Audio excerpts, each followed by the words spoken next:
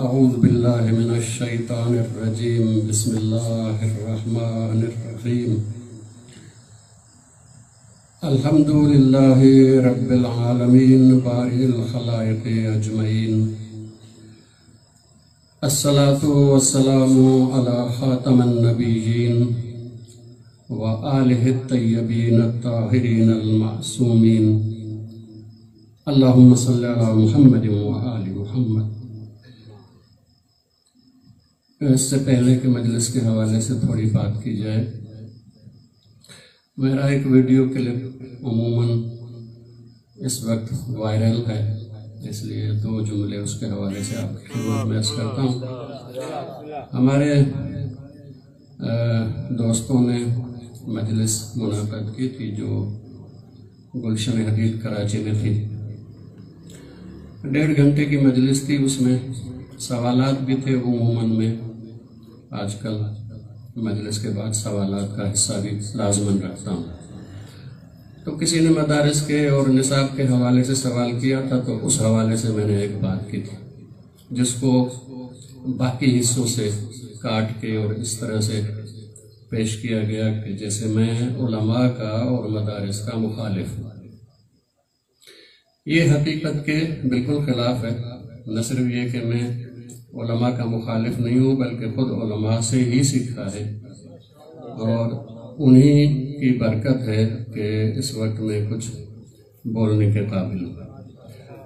نہ صرف یہ کہ علماء کی توہین کی کوئی جس کو کہتے ہیں کہ بات کر سکتا ہوں، بلکہ علماء کی جو حیثیت ہے معاشرے میں اس کو کم کرنا بھی گناہ سمجھتا ہوں۔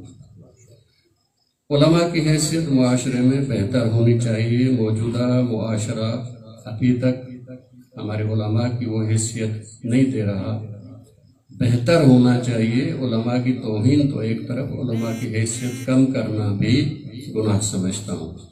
اسی طرح سے مدارس کے حوالے سے، چونکہ ظاہر ہے کہ دینی تعلیمی ادارے ہیں، باقاعدہ دین مدارس کے ذریعے ہی سکھایا جاتا ہے۔ میری مجلس کا آخری حصہ تھا ہی اسی موضوع پہ کہ اس منبر پہ ہم ان کو بٹھاتے ہیں جنہوں نے باقاعدہ دین سیکھا ہوا نہیں ہوتا، اس لیے وہ ادھر ادھر کی باتیں کرتے ہیں۔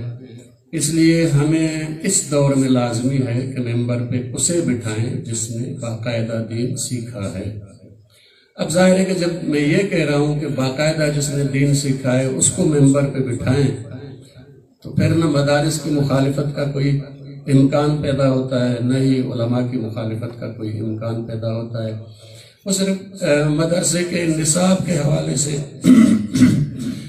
بات تھی، اور وہ بھی اس منبر کے بیان کے حوالے سے کہ منبر پہ عموماً ہمارے ہاں جو کچھ بیان کیا جاتا ہے وہ زیادہ تر تاریخ اور سیرت ہوتی ہے، اور ہمارے مدارس میں یہ سبجیکٹ نہیں پڑھائے جاتے۔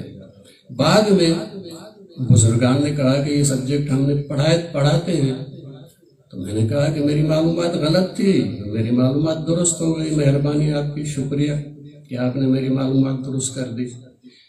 تو نہ صرف یہ کہ کوئی مدارس کے خلاف بات نہیں ہے، نہ صرف یہ کہ علماء کے خلاف بات نہیں ہے، مدارس کا میں حامی رہا ہوں، علماء کا حامی رہا ہوں، علماء سے سیکھا ہے، اور موضوع صرف جو ہے وہ نصاب کے حوالے سے تھا، اور نصاب کے حوالے سے بھی اگر میری معلومات غلط تھی، بزرگوں نے کہا کہ ہم پڑھاتے ہیں، تو میں نے کہا ٹھیک ہے، میری غلط معلومات درست ہو گئی۔ اس